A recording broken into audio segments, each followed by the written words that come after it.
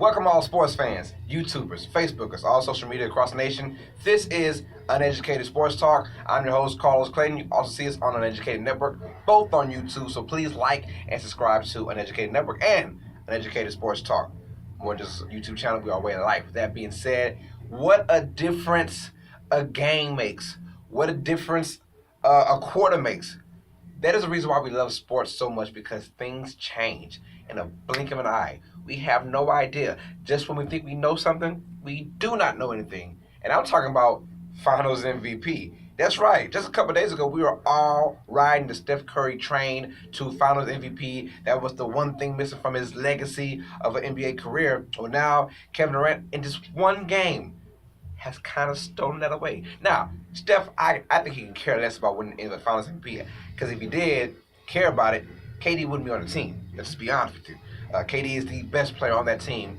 No one has. Well, people question that. Steph Curry is a great talent. He will go down as one of the top 20 players in the league, in my opinion. But KD is the best player on this team, and he showed today in that game, well, yesterday in that game, that he is the guy. He is what gets these guys rolling when they need him. When they need him, when crisis is time, when crisis needs to be averted, KD is that guy that comes in the clutch. But Game 3 of the NBA Finals, the Golden State Warriors are in Cleveland to face the Cavaliers, and Golden State Warriors win 110-102 in a crazy, crazy game. It started off just like Game 1 with the Cavaliers, sort of like Game 2. Kind of perfect. The Cavaliers have to play a perfect 48 minutes to beat this team, and with this team going in, it doesn't look like it's going to happen. It's not going to happen, because you cannot play perfect 48 minutes straight. It just doesn't. I don't care who's on that team, on that roster. With this Golden State team, Steph Curry struggled mightily after putting up a career NBA playoff high, or NBA Finals high, 9 3-pointers. He goes 1 for 10, actually going over 9, and he hit his last three-pointer, which was a huge three-pointer. Get into that in just a second. But the guy that took it over, Kevin Durant, 43 points, 13 rebounds, and 7 assists, and a career night for Kevin Durant. Now, people, let's stop talking about who's the best player in the game. It's still LeBron James. Kevin Durant has done that. It was a magical number, but LeBron James has put those kind of numbers up this whole entire postseason. So let's pump your brakes. But Kevin Durant put on a show today. Well, in that game yesterday against the Cleveland Cavaliers. Let's go with it. The Cavaliers in the first quarter started off freakishly hot, and you knew that. First game at home for the NBA Finals, the crowd's rocking. They're going to feed up momentum. The role players will come up big, and they did. J.R. Smith started off hot. Kevin Love started off hot. And LeBron James was kind of picking and choosing when he wanted to score and when he wanted to deliver. And guys were hitting threes left and right, and you thought that the wagon was getting ready to sound off, and you thought that Cleveland was going to blow this game open and win by 30 the way it was looking. But we keep forgetting who they're playing. This isn't a regular team. If that's Boston, if that's that's Indiana, if that's Toronto, there's no chance. Those 6 minutes, they're done. They're not coming back at all. This ain't none of them. None of those teams are Golden State with Kevin Durant, Steph Curry, and Klay Thompson on there. And they withstood that big rush to only be down by 1 point in the first quarter, 29-28. At one point, they're down by 12. You thought it would be over with, because the onslaught was just continuing. But when Kevin Durant, with his bag of tricks, he is the best scorer in the NBA, the best scorer. LeBron James is the best player overall, but the best scorer award goes to Kevin Durant. When he is on, he is on. And he had to be on, because Steph Curry went 1 for 10 from the three-point line. He was 3 for 16 overall with only, I believe, 11 points. He had 6 assists and 5 rebounds, and he played decent defense. Let's be honest about that. Klay Thompson, 4 for 11 from the field, only ended up with 10 points. You had your second and your third best player a combined 21 points. If I told you that was going to happen, you were like, oh, they lose big time. Because here's a stat. Kevin Durant, I believe, 5 times has gone over 40 points this year, including the playoffs. This was his first time winning. Great game plan for the Cleveland Cavaliers. Great game plan. We saw what Steph does. We saw what Klay does. Steph takes your soul away. KD eats at it little by little. He eats at your soul. Steph just completely takes it away. But KD, it's more demoralizing because he's eating at it. So you feel the pain level by level by level. Steph is just 1-3 and boom, it's gone. How would you rather get your soul taken away, level by level or all the way? Pick your poison. They chose to double team Steph Curry and get the ball out of his hands, and he made the right decisions most of the time. And guess what? He made decisions to the role players who stepped up big. When you add Andre Iguodala, JaVale McGee, when you add Jordan Bell, and then you add Sean Livingston, those four guys combined for 36 points. That is unbelievable for this team. When you get Jordan Bell giving you 10 points, when you give JaVale McGee giving you 10 points, and then Sean Livingston 8 points with Andre Iguodala 8 points, those are your key role players. And JaVale McGee has made a big difference in this game. Starting from game 2, he started. He never finishes. So it's something about maybe his finishing is not all there, but when he starts the game, he starts with hustle and with grit, and he has length and athleticism that cannot be taught. I mean, there's been a few times he's gone one-on-one with LeBron James, and yes, he's going to lose a lot of those battles, but there's been some battles that he won. So KD was the guy for them.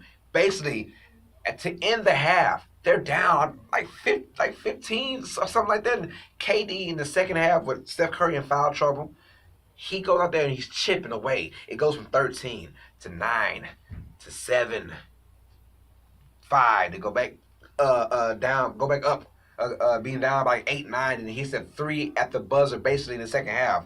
And you figured LeBron had played probably the best first half you could think of, scoring 58 points. And you're only up by 6 points. How demoralizing is that for a Cleveland Cavaliers team that feels the pressure of the world when you talk about LeBron James? There's so much pressure on LeBron James to win a game. We're not asking to win a series, we're asking to win a game because the best player on the planet in the finals can't get swept. It just doesn't happen like that. LeBron James, no fault to him, 33 points, 11 assists, 10 rebounds, another triple-double in the playoffs and in the NBA Finals. He is doing his thing, but he had help. That's my problem. They scored 102 points in this game. He had help. Kevin Love, 20 points, 13 rebounds. He's been doing that consistently. Yes, he had 15 in the first half, only 5 in the second, but I'm saying consistently, Kevin Love has been doing what an all-star should do. He's averaging 20 and 10 plus. Let's just be real. That is help. J.R. Smith, for the first time in a long time, actually made a decent contribution to the team in the first half. 13 points overall in the game. Most of it came in the first half, but he's hitting dagger threes after 3. The biggest surprise, Rodney Hood, who, I'm sorry I haven't talked about Rodney Hood so much. I should have talked more about his absence in this rotation, but he should have been in there. He is the only guy besides LeBron James who can create his own shot. Tyronn Lue says, you know what, we got nothing to lose, going in there. 15 points for Rodney Hood in like 26 minutes. That was pretty awesome. And Rodney Hood was doing a lot of one-on-one stuff that no one else on that team besides LeBron James can do. So I figure you'll see a lot more Rodney Hood in Game 4, which you might see the last time the Cleveland fans get to see the Cavaliers this year in Game 4. So, look, am I optimistic about the Cavaliers getting the win? I was until they said Andre Iguodala was playing. I know he was going to come off the bench, but it didn't look good. I said, I gotta pick the Warriors, and the Warriors winning. I cannot see the Warriors not winning in Game 4. I'm going with the Warriors in Game 4 for a clean sweep. Just bring the brooms out, bring them out. But let's get talking to some juicy news. KD, he basically took the Finals MVP away from Steph Curry in one game. Now Steph Curry goes off in Game 4. If Steph can get you 30 points in Game 4, Steph is the Finals MVP. But if Steph can get you 30 and Kevin Durant gives you 35, or if Steph gives you 22, like an average 25 game, and KD gives you 30, KD's going to win the MVP. If they're neck and neck, he's going to win it. Steph has to have a ridiculous, crazy game. I'll talk about 8, 9 3-pointers again. And with KD averaging 24 or getting 25 points, somewhere in that range, Steph will be your Finals MVP. Because you don't get the Finals MVP for one spectacular game. He had 2 spectacular games. Game 2, he didn't need it as much because he was so efficient, only shooting the ball, I believe, 14 or 15 times, getting 9 shots in Game 2. Game 3 was a monster, 15 for 23, when he is the definition of efficient. And with this team he has, a squad, Draymond Green, Klay Thompson, Steph Curry, those guys spread it out, so there's not that many double teams. But I'm thinking at the end in the fourth quarter, here we go. It is crunch time. Here is my biggest criticism for LeBron James. And yes, he is the best player on the planet. But hey, if you want to win this series, if you want to get back into the series, we need you. Yes, I understand you played 47 hard minutes, but now it's time to play defense for at least a couple possessions. He had chance after chance after chance to guard Kevin Durant down the stretch. And the Warriors were doing brush screens. They weren't really hard set screens. You had Steph Curry and Kevin Durant screening for each other. Basically, Steph Curry screening for Kevin Durant. A little brush screen. It wasn't a real hard screen, so LeBron could have either went under or over and still been matched up with KD. LeBron James is the best one-on-one defender the Cleveland Cavaliers have. When LeBron James wants to play defense, he could be the best defender in the league. I'm sorry. The game is on the line, and I know that you're tired, but you had to take that chance. But LeBron James, I got a feeling he felt that dagger getting ready to come. He felt that dagger, and he was not ready. So many times there were brush screens, and he decided to go with the pick person, with Steph Curry, to leave Kevin Durant against a Rodney Hood, or Kevin Durant against a Kevin Love, or Kevin Durant against a J.R. Smith. Like, what are you doing, LeBron? You're the best player on the team, and you have to win a game. You win game one by being selfish, and you win game three by being a great defender. Things are totally different off of two possessions. It shows you how much, it shows you how critical each possession is in the NBA to win games. It's critical. So that's all I'm saying is LeBron, play some defense. If you play defense, you guys are up 2-1. If you are selfish in the game one, you're up 2-1. I'm telling you guys. LeBron James doesn't have that animal instinct like Michael Jordan and even a Kobe Bryant. Now, I don't put Kobe Bryant in the LeBron James, Michael Jordan conversation like people do. I think LeBron James is just head and shoulders above Kobe Bryant. I think Michael Jordan is head and shoulders above LeBron James. But those two guys are being compared to because they're 1 and 2. Michael would have, first of all, took that last shot in game one, and then Michael would have guarded the best player or Scottie Pippen. But if Scottie wasn't working with it, Michael would have took that challenge at least. Or if there was no Scottie Pippen, Michael would have took that challenge against a Kevin Durant and say, you know what? All right, big fella, me and you, what you gonna do with me? LeBron should have took that challenge, and I do not know why for the life of me. You cannot let Rodney Hood be on an island. J.R. Smith coming in late for that double team when Kevin Durant hits the dagger three to put him up by 6 points, and there's no way you come back from that. So, that being said, it was a spectacular game. Cleveland should have won it. Had a chance being up by 1 point with 3 minutes and 11 seconds to go. You got to win that game, LeBron James. I don't care that you're playing 45 minutes. Here's the reason why I don't care about LeBron's unsuccess when it comes down to winning finals. He did it to himself. And I keep telling people that. It's just karma. He does it to himself. He joined Miami. Miami beat OK City, and then OK City gets beat by the Warriors, who are playing good. And then the Warriors get beat by the Cavaliers because LeBron James came back. And now Kevin Durant thinks it's a cool idea to join the super team because LeBron James joined the super team in Miami. Think about that. It's a circle of life. And LeBron James, I don't feel sorry for him. Now, I hated both moves that LeBron did, and I hated both moves that Kevin Durant did. So, I hate both moves. But at the same time, I understand Kevin Durant's move more than I understand LeBron James' move. If that makes any sense. But it is what it is. I know why Kevin Durant did that because LeBron did it. LeBron is the best player, and he's held to a standard this high. NBA players look up to him. The league looks up to him. So when LeBron says, I'm the best player, and I can go ahead and move and create a super team myself instead of trying to, really earn my way to the championship. Kevin Durant said, hell with that, I can do the same thing. But guess what? I'm doing a whole lot better than you.